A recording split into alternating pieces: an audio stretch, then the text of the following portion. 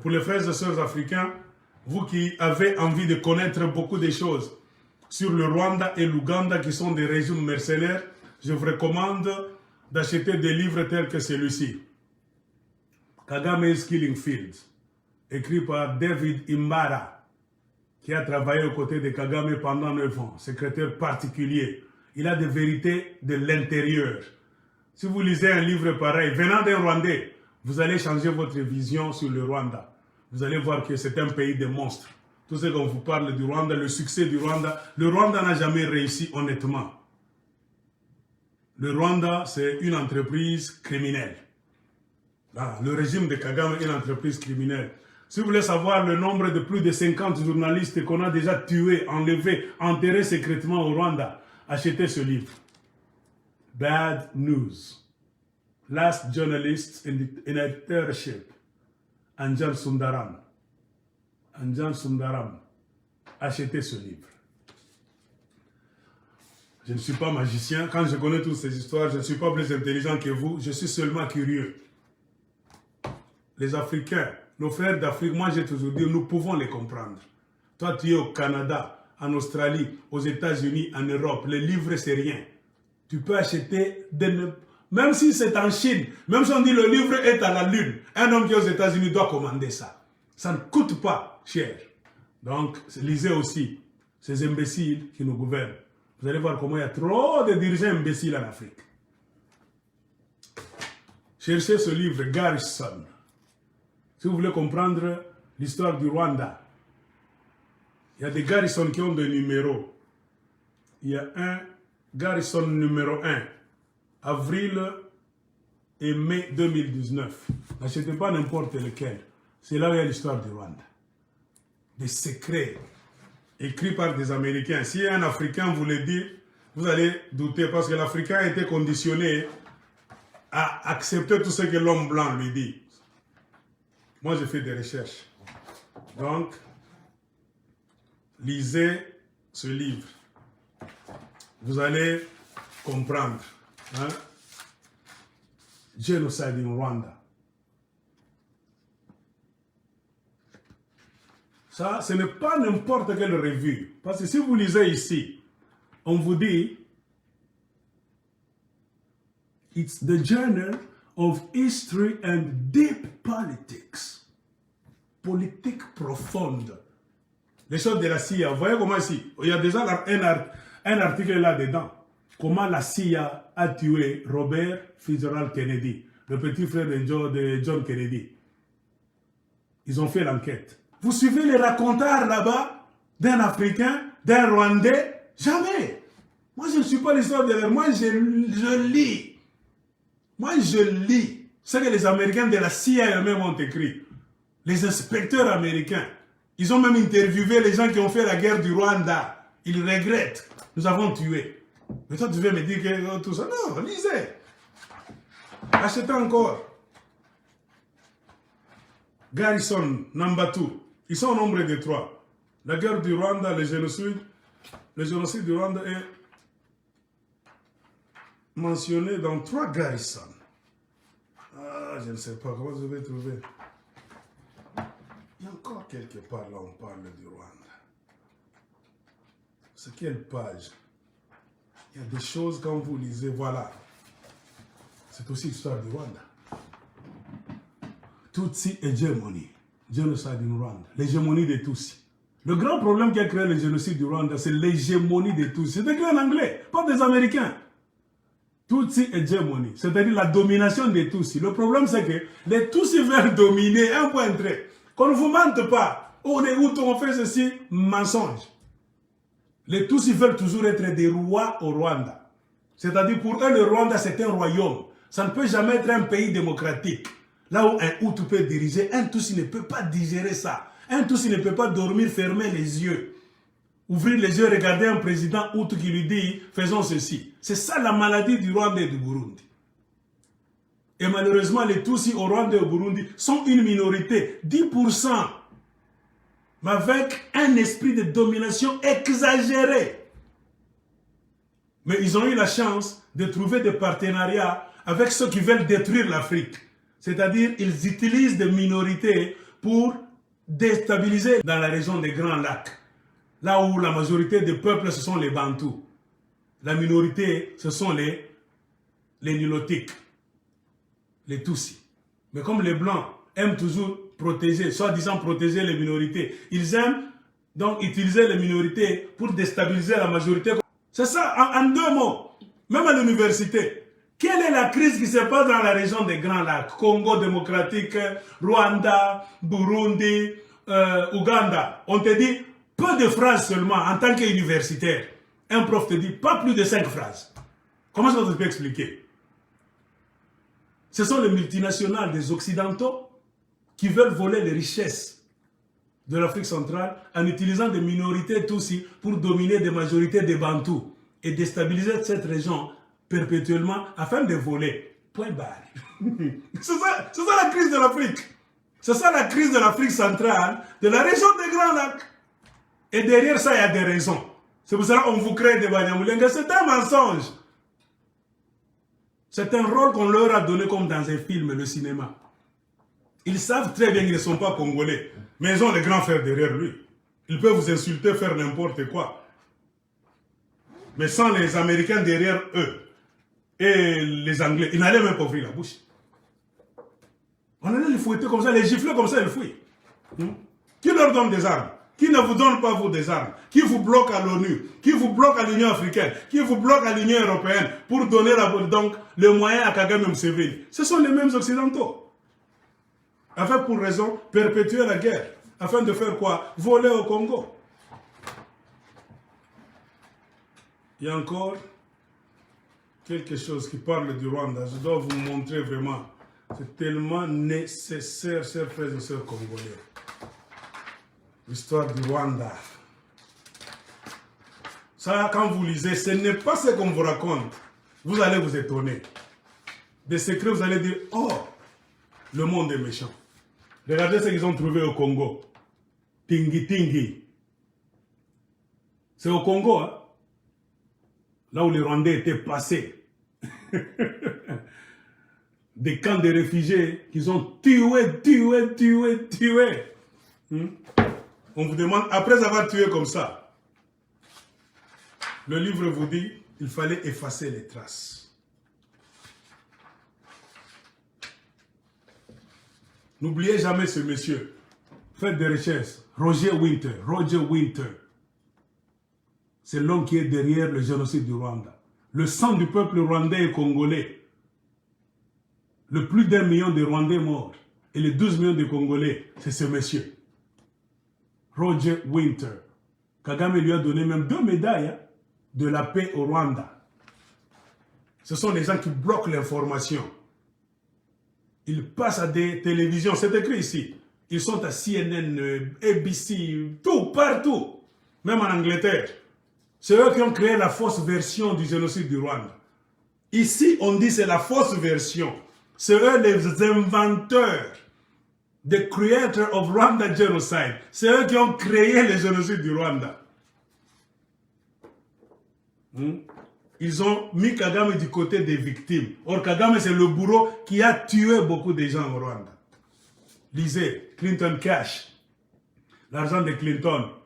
Comment les Clintons se sont enrichis en créant des guerres dans le monde. Ils sont allés même voler l'argent des Haïtiens. Tremblement de terre en Haïti.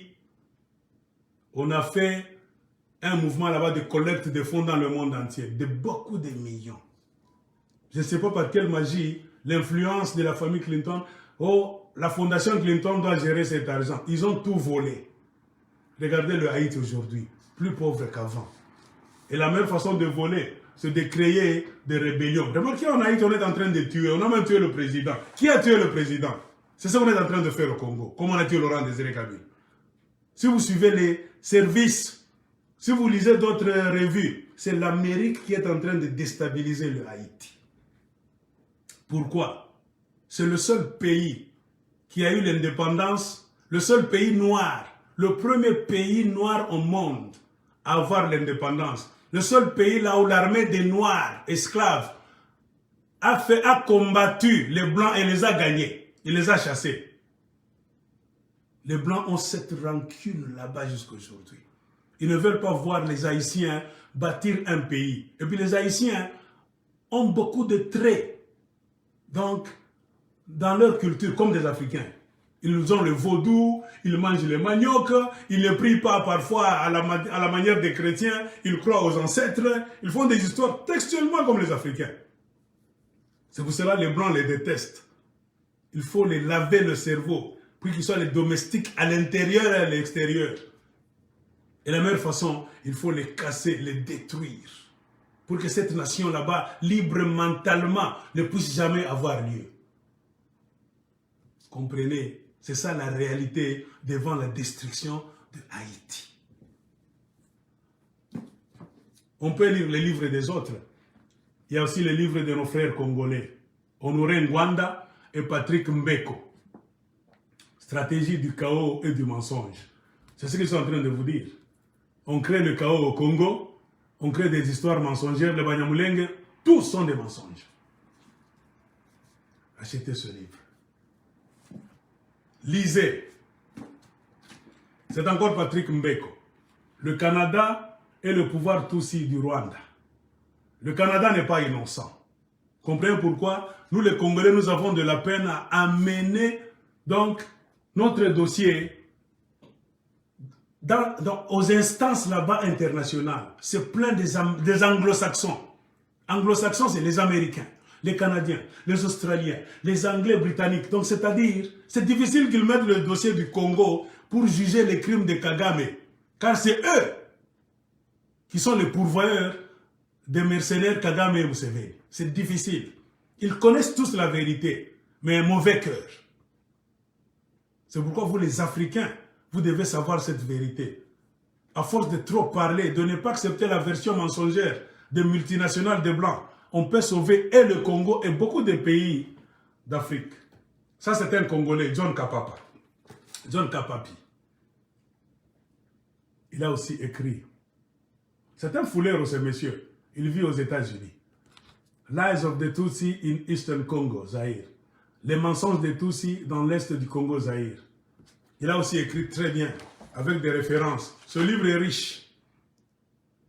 On vous cite les livres écrits en 1925, en 1935 par les Belges et les Anglais. Ils parlent de ce qu'ils ont rencontré au Congo. Il n'y a rien de Banyamulenge, rien de Tutsi congolais. Lisez ce livre. Moi, je ne m'étonne pas. Quand un Rwandais Tutsi me dit qu'il est Banyamulenge, moi, c'est un mensonge. Je ne peux même pas discuter, c'est un mensonge. C'est parce qu'ils sont soutenus par les puissances. Ça, c'est le chef de l'ONU, Roméo Dallaire. Le monsieur de l'ONU qui est allé au Rwanda, avec la MINUAR, qui est comme la MONUSCO du Congo. C'est lui. Il est allé truquer les cartes pour soutenir Kagame, faire tomber Abiyarimana et obéir aux ordres de New York. C'est Bill Clinton qui communiquait avec lui directement. L'ONU, c'est une institution corrompue. Le jour où Africains, vous aurez le culot de chasser l'ONU, ça sera le commencement de votre délivrance. Aussi longtemps que l'ONU sera là dans sa forme actuelle, c'est un instrument qui nous rend esclaves. Bernard Lugan a aussi écrit « Rwanda, un génocide en question ». Très intéressant. Rwanda, un génocide en question. Lisez. C'est un Français qui était dans la guerre du Rwanda, opération turquoise. Lui, c'est qu'il a vu. Les ordres qu'on lui donnait à Paris, c'est que l'ONU disait. À New York, on leur disait quoi? Faire quoi? C'est qu'ils ont vu sur terrain. Le jeu. Les Français ont été dribblés. Ils ont compris le jeu des Anglo-Saxons avec retard. Lisez le livre de notre franco-camerounais, notre frère Charles Onana. Rwanda, la vérité sur l'opération turquoise. Lisez. Un Rwandais, moi, ne peut pas faire face à moi avec des bêtises. Oh, le Rwanda est construit, le Rwanda progresse. Faux. Le Rwanda, c'est un pays criminel. Kagame, c'est le criminel numéro 1. Lisez ce livre, L'éloge du sang. C'est une journaliste canadienne, Judy River, qui a écrit ce livre. Achetez. Judy River.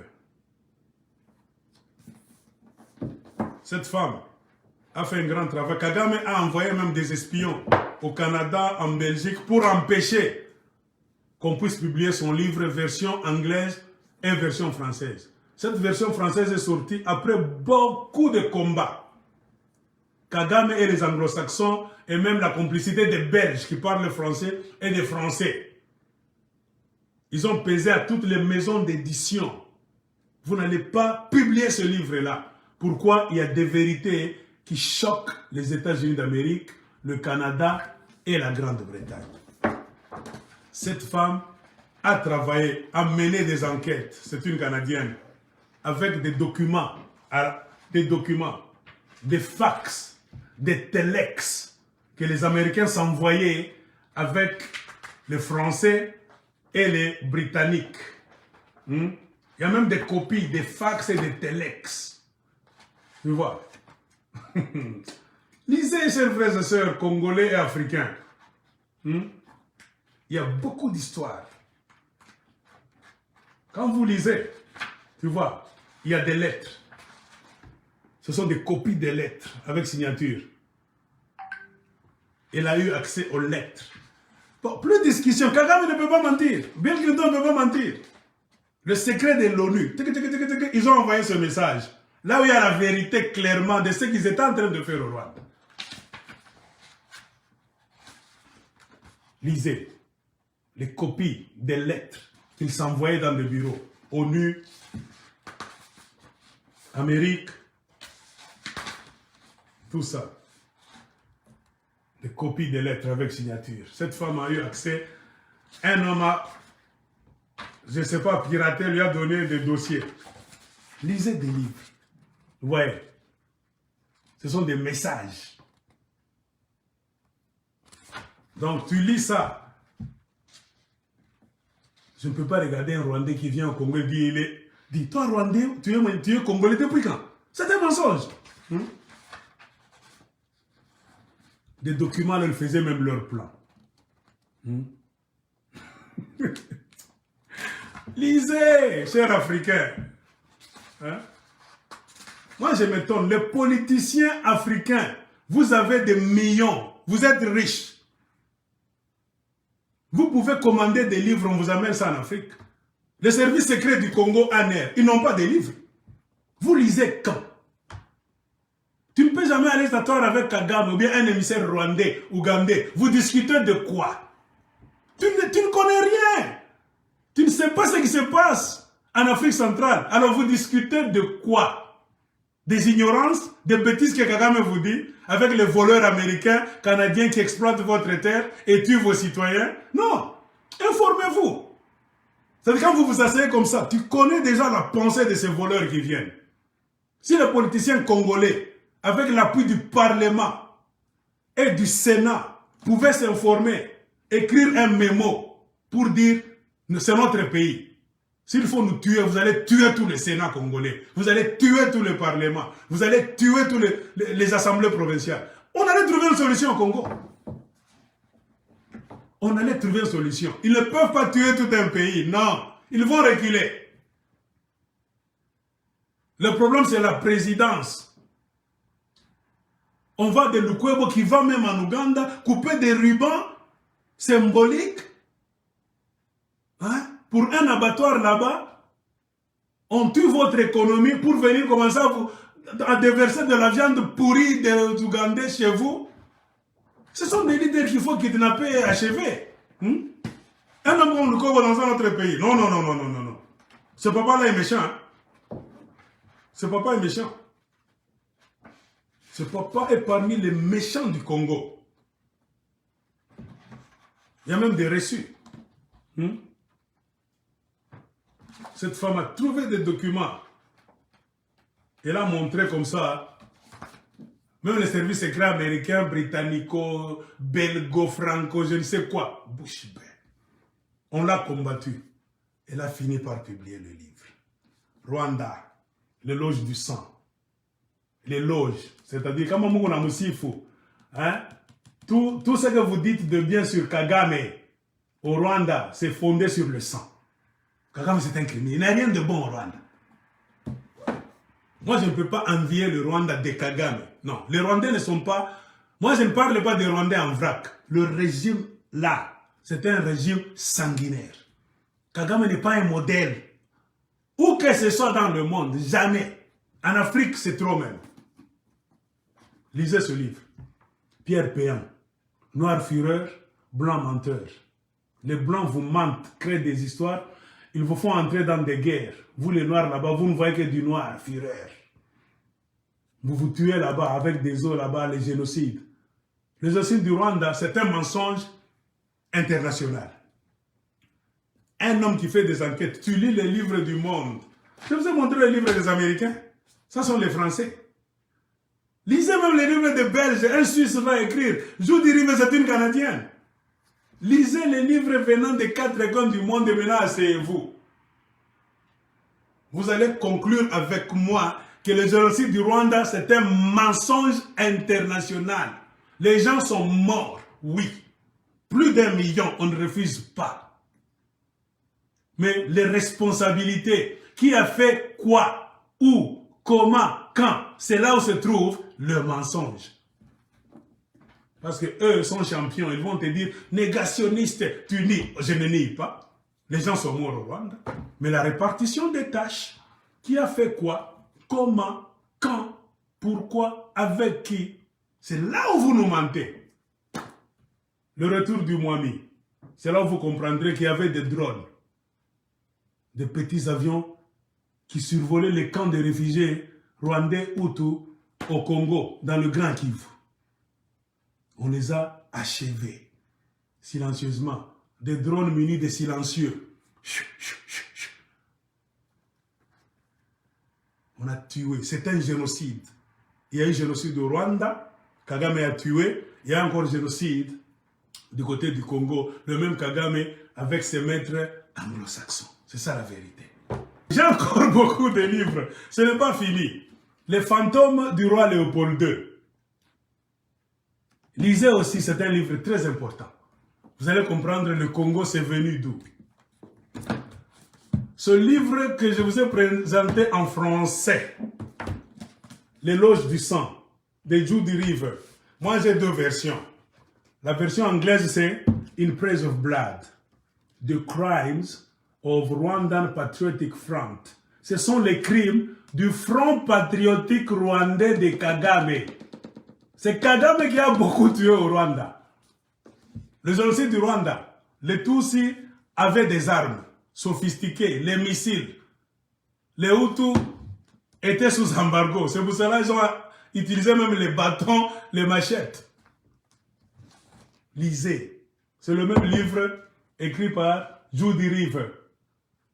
En anglais. Et puis on a publié ça. En français, pour sortir, c'était un grand problème. Il y a aussi cette histoire du Rwanda. Defeat is the only bad news. Comment les Tutsis ont fait souffrir les Hutus pendant plus de 500 ans. Pour comprendre ce qui se passe au Rwanda aujourd'hui et au Burundi, pourquoi les Tutsis et les Hutus au Rwanda et au Burundi ne s'entendent pas. Lisez ce livre. Tu ne peux jamais résoudre le problème du génocide du Rwanda aujourd'hui, du conflit Tutsi-Hutu aujourd'hui, sans rentrer dans le passé. Comprendre comment ils ont commencé. Ça, c'est un roi Tutsi, le plus méchant. Musinga. Il a vécu de 1896 à 1931. On tuait les Hutus comme ce n'est pas possible. C'est ce qui a occasionné la révolution de 1959. Pour les Hutus, c'était, il fallait se libérer de l'esclavage Tutsi. Voilà, les Américains et les Anglais sont venus maintenant remettre les Hutus encore sous l'esclavage des Tutsis maintenant, en créant un empire. Plus d'élections, plus de démocratie. Ils ont fait retourner Kagame comme qui? Le nouveau Mwami. Kagame est retourné au pouvoir. Le retour de Kagame qui est le Mwami. Donc là où le Rwanda se trouve, c'est un royaume. Il faut que les Hutus retroussent les manches. Très important aussi. Lieutenant Abdul Joshua Ruzibiza, il fut garde-corps de Kagame. Rwanda, l'histoire secrète. Si vous lisez ça, ça c'est comme un agenda. Il prenait des notes. Ce monsieur te parle des dates. À telle date, nous étions à tel endroit. Qui a shooté l'avion d'Abiyarimana? Il te dit, bien, c'est nous. Eux-mêmes, les tous, ils disent que c'est eux qui ont shooté l'avion d'Abiyarimana. Les Américains et les Anglais savent. Donc, comme moi j'ai dit, je n'invente rien. Eux-mêmes le savent très bien. Les Américains le savent.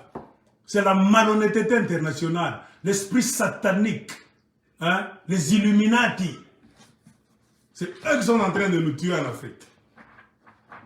Quand vous lisez les livres tels que celui-ci, ça, Abdul Ruzibiza, il a même donné son numéro matricule de la guerre. Il dit, si vous niez mon numéro matricule de militaire, c'est ça. Ce que je vous dis, moi j'ai fait ça, j'ai vu ça. Nous étions dans des réunions secrètes. Il a tout décrit. Il a tout décrit. J'ai aimé ces chapitres. Comment est-ce qu'il planifiait pour tuer Abiyarimana? Il a tout dit. Tout dit. C'est l'histoire secrète du Rwanda. Mes chers amis, un intellectuel doit faire des recherches. Évitons les discussions de la rue. Les chapitres sont ici. De ce Rwandais. Ce livre aussi, tu ne trouveras jamais une nouvelle copie. Lieutenant Abdul Joshua Ruzibiza, Rwanda, histoire secrète. Même le nom qu'il a écrit ici, il va vous expliquer quelque part que c'est un nom de guerre. Hein? C'est un nom de guerre. Il a son vrai nom. Il va te dire, mon nom c'est ça. Garde-corps de Kagame. Pourquoi j'ai voulu écrire l'année de l'Apocalypse, 1994, le 5 janvier, l'assassinat du président Abiyarimana. Il explique ça à la page 237. Un Rwandais Tutsi qui fit garde-corps de Kagame, qui a participé à l'assassinat de Kagame. Mes chers amis, lisez, chers frères africains. Hein? Moi je pleure, Ivoirien, Togolais, il est ici. Il a écrit.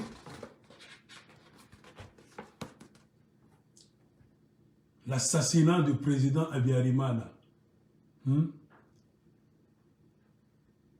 Le 5 avril 1994. Ce qui se faisait, ce qu'il préparait. Lui, il est là. Il a dit, j'étais là. On a fait ça le 5 pour le tuer le 6.